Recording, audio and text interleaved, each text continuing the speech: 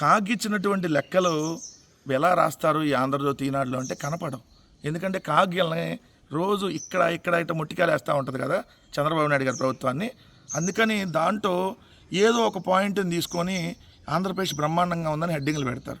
లోపలికి వెళ్ళి చదివితే మేడిపండు చూడ మేలిమై ఉండును, పొట్ట విప్పి చూస్తే ఈ ప్రభుత్వంలో మొత్తం పురుగులుండును అన్నట్టుగా లోపలికి వెళ్ళి ఆ కాగి నివేదిక చూస్తే ఎంత లెక్కల బొక్కలు ఉన్నాయో, ఈ ప్రభుత్వం ఎంత దారుణంగా ఉందో అర్థమైంది. వీళ్ళు పెట్టిన హెడ్డింగ్ ఏంటో తెలుసా? తొలి త్రైమాసికంలో 35,767 కోట్ల పన్నుల రాబడి. అమ్మో, ఆంధ్రప్రదేశ్కి 35,000 కోట్లు మొట్టమొదటి 3 నెలల్లోనే వచ్చేసింది అంట. ఇంకా ఆంధ్రప్రదేశ్ అద్భుతం, అదరహో బెదరహో ఇలా అనుకోవటానికి రాస్తారు. అసలు విషయం ఏంటి? ఆంధ్రప్రదేశ్లో ప్రస్తుత ఆర్థిక సంవత్సరం తొలి త్రైమాసికంలో 35,767.45 కోట్ల పన్నుల రాబడి వచ్చింది. అయితే ఈ ఆర్థిక సంవత్సరం మొత్తం మీద ప్రభుత్వం అంచనా వేసిన దాంట్లో దాదాపు 19% మాత్రమే రాబట్టింది. అంటే 4 త్రైమాసికాలు ఉంటాయి కదా, సరే 19%, 1% యాడ్ చేద్దాం, 20% అనుకున్నాం 3 నెలలకి. అప్పుడు 4 త్రైమాసికాలకి ఎంత వస్తుంది? 80% అనుకున్న దాంట్లో వచ్చేది. అంటే 20% ఆల్రెడీ రెవెన్యూ డెఫిసిట్ అనే కదా దానికి అర్థం. ఆ వార్త రాయరు దానికి. అది రాత్రి జనాలకు అందరికీ ఇలా బొక్కలు అర్థం అవుతాయి కదా. 2, దీనికి పన్నేతర రాబడి కేంద్ర గ్రాంట్లు కలిపి రెవెన్యూ రాబడి 39,500 కోట్లకు చేరింది. అప్పులు కూడా కలిపి తొలి 3 నెలల్లో రాష్ట్రానికి 73,123 కోట్లు వసూళ్లు దక్కాయి.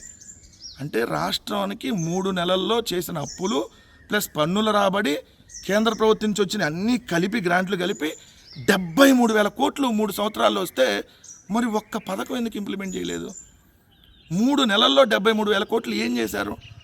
3 నెలల్లో 73,000 కోట్లు ఒక్క ఆడబిడ్డ నిధి లేదే, ఒక్క నిరుద్యోగ వృత్తి లేదే, ఒక్క ఫీజు రింబర్స్మెంట్ అందుబాటులో లేదే, వసతి దీవెన ఎత్తేసారే, 2 ఏళ్ళు చేనేత నేస్తాను ఎత్తేసి ఇప్పుడు 3వ ఏడాది ఏదో ఇస్తామని అంటున్నారే.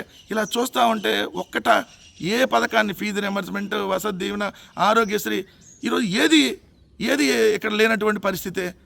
మరి మీరు చూస్తేనేమో 73,000 కోట్లు రాబడి వచ్చింది. ఏం చేశారు ఈ డబ్బులన్నీ? ఏం చేస్తాం? పొద్దున్నే స్పెషల్ ఫ్లైట్, మధ్యాహ్నం దిగుతాం, మళ్ళీ స్పెషల్ హెలికాప్టర్ ఎక్కుతాం, మళ్ళీ సాయంత్రం స్పెషల్ ఫ్లైట్ ఎక్కుతాం. ఇదే కదా మీ జీవితాలు రోజు. 2 రెవెన్యూ లోటు 107% అంట. అప్పుడే తొలి 3 నెలల్లో రాష్ట్రంలో రెవెన్యూ లోటు 107.55%గా నమోదైంది.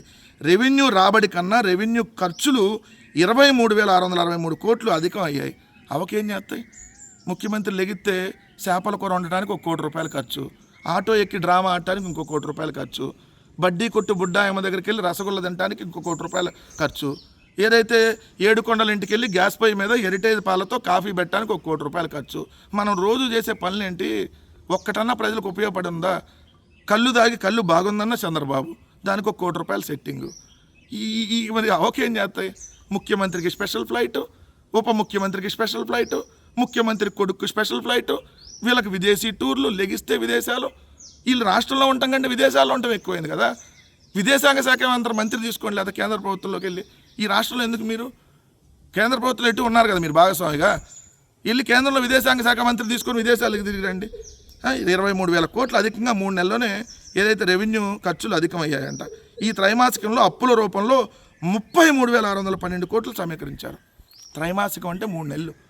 3 నెలలకే 33,612 కోట్లు అప్పు చేశారంట 3 నెలలకి. ఇది మంచి ప్రభుత్వం. ఇదే కదా సంపద సృష్టి అంటే. మనం ఎన్నికల ముందు చెప్పింది ఏంది? తమ్ముళ్ళు 50 ఏళ్ళ రాజకీయ అనుభవం, నేను వస్తే సంపద సృష్టించి మీ అందరికీ పంచేస్తా. ఇప్పుడేంది? అప్పుల ముష్టి ఆంధ్రప్రదేశ్ రాష్ట్రానికి వేసి 3 నెలల్లో 33,000 కోట్ల అప్పు, 2 సంవత్సరాల్లో 3,60,000 కోట్ల అప్పు. ఏం చేశారంటే ఏం లేదు, గుండు సున్నా రాష్ట్రానికి వచ్చింది.